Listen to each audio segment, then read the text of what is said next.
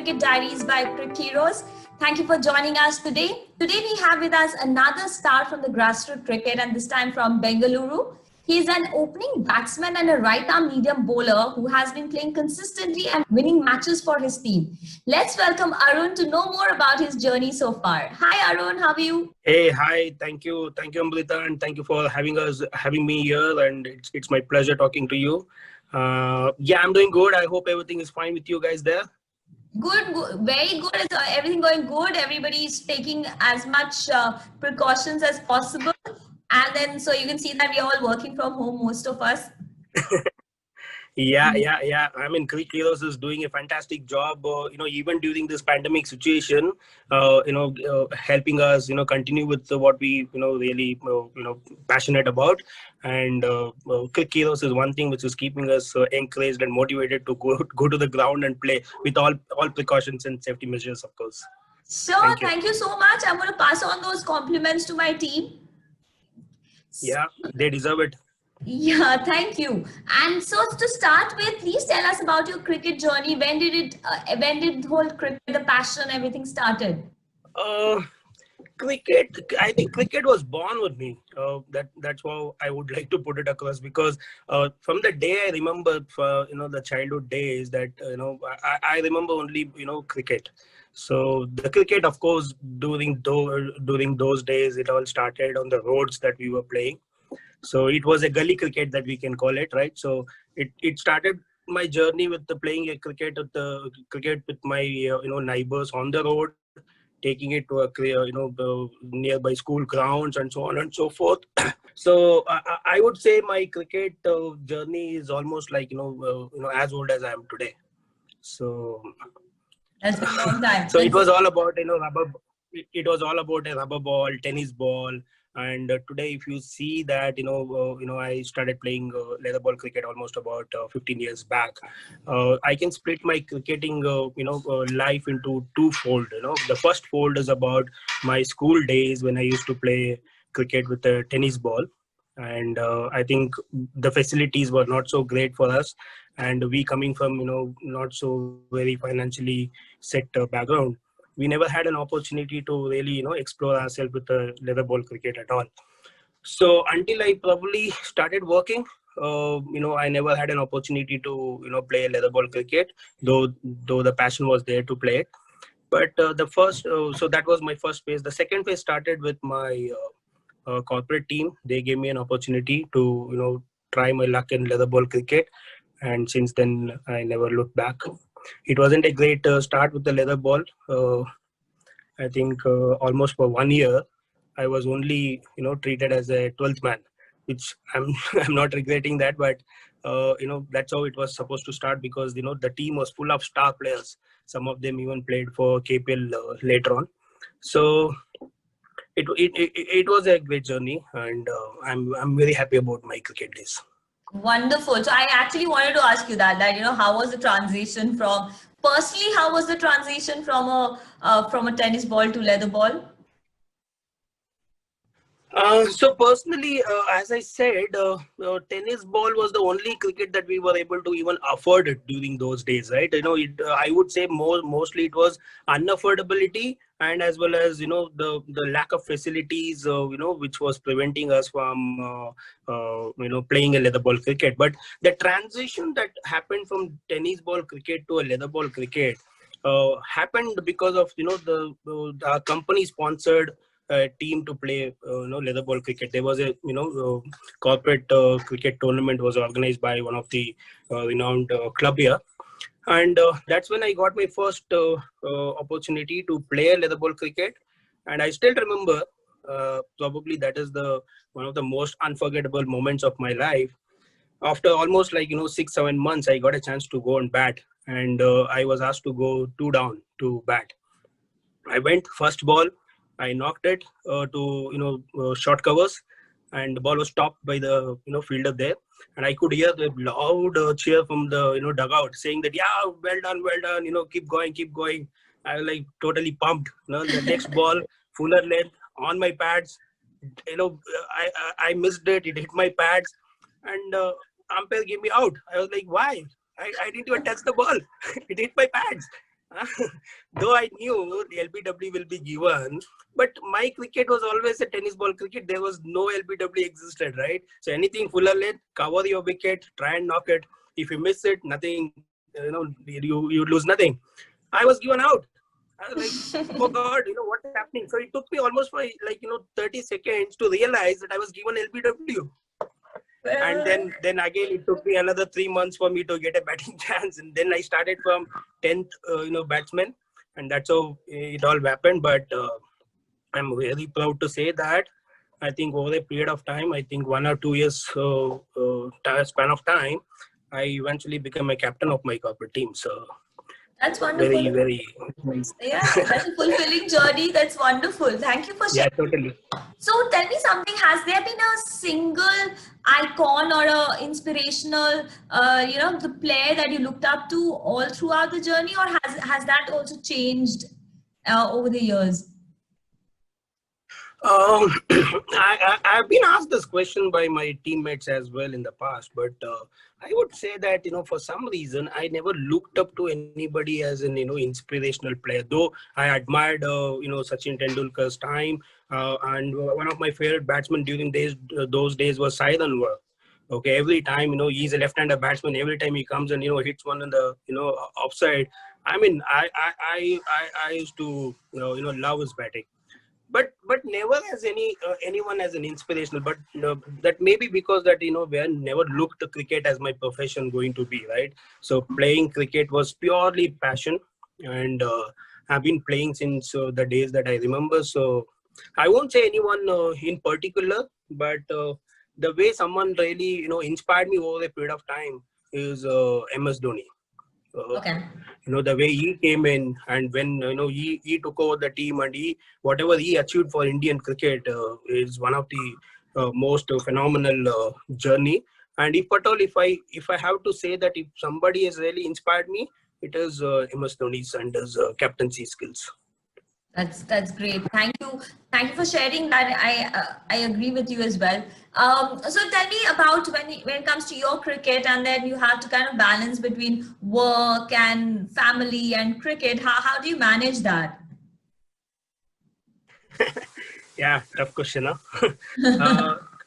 between cricket and work, I never had a problem because I work Monday to Friday, and weekends is for me to play cricket. And even if I have to do nets in the weekdays and all those things, after 7 o'clock or before office timing, I think that way I feel that there was never an issue. Even my company is actually organizes a cricket tournament. We would say that cricket event of Automobile is one of the most important event in the organization. So the entire organization supports and they sponsor for the tournament for an intra department tournament, right? So that was never an issue. Company, in fact, did the sponsor for a corporate team as well to go and play cricket. So that was not an issue. But when it comes to family, I know a lot of people, after marriage, they have quit playing cricket, right? So it's not easy. It's not at all easy. But for some reason, I have never faced that problem. I think the entire credit should go to my family for that, because my wife and my daughter never questions me, on weekends that I'm going and playing cricket. In fact, the entire planning of the weekend depends on my schedule of the cricket. So nice. Probably after a long time, they have given up that they know that, Arun is not gonna, stop playing cricket. So it's better to make peace with it. So we have an, understanding, never really talked about it, but we have an understanding that you allow me to play my cricket, and I will ensure that your movie time and the dinner time is taken care by me. So yeah, so that's how it is. But the entire credit, I think, not only to my wife and my daughter. I think the credit should go to my parents as well. There are times that I have not got an opportunity to meet them, for multiple weeks of time, only because I'm busy playing cricket. But they completely understand that. In fact, they call me and ask what happened to your match today. So that's how supportive my family is, and I'm extremely feel blessed about it. That's wonderful. That's so nice. Has there been any memorable moment in the whole journey that apart from the first day when you were facing the leather ball. Has there been another moment that you recall it all the time? Yeah.